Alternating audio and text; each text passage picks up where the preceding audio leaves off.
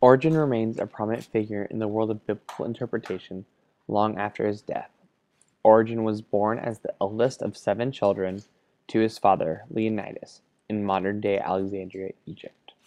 The period of time is historically known as the patristic period, which lasted from 95 AD until 750 AD.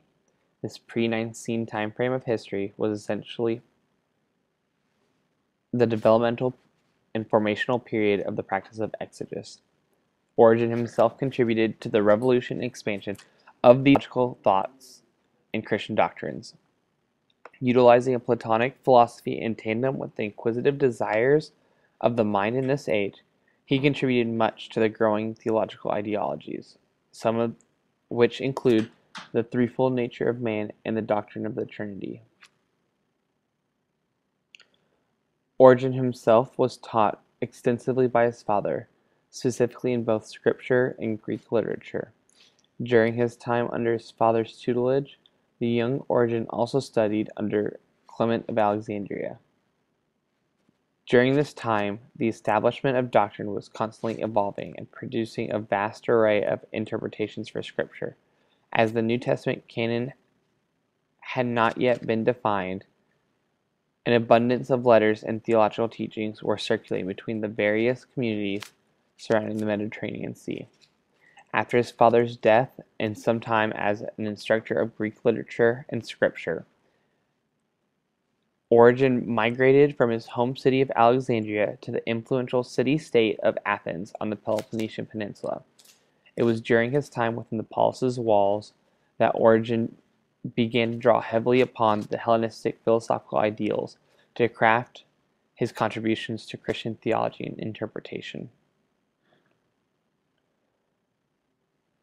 Origen of Alexandria is considered to be one of, if not the most, important Christian interpreter and theologian during this time frame. He presents a variety of theological ideas and doctrines, such as the apocastasis and the logos cosmology. Origen's first theological doctrine concerns the eventual redemption of all creation.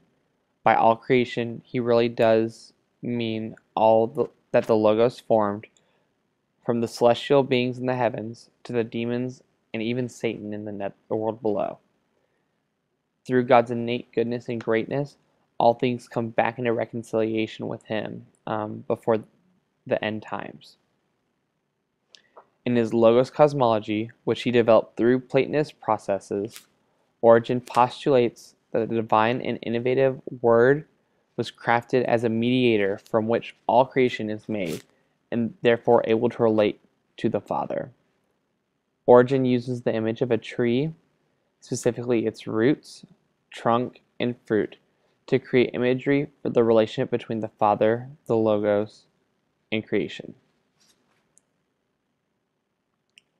His theological and interpretive perspectives also influence and are utilized by preceding theologians in their own theological doctrines, many of which we use today.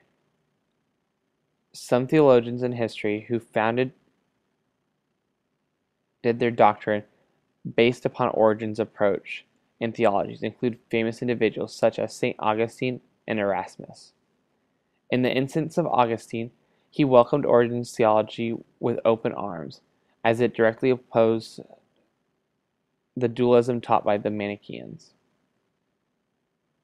In terms of perspective, Origen approaches scriptural interpretation by viewing through a pneumatic lens that is enhanced by the philosophical mindset of a Platonist. One of Origen's primary achievements as a result of his usage of pneumatic interpretation is the distinction between the conversation through the division of the messenger in both the Logos and the homily. This was an important development in the pre-Nicene Church, as the patristic period strongly focused on forming doctrine for the Catholic Church, in addition to establishing the New Testament canons. One important to note on the approach to his interpretation and the doctrine is the fact that he shows a series of trust in his audiences to not distort or improperly use his teachings.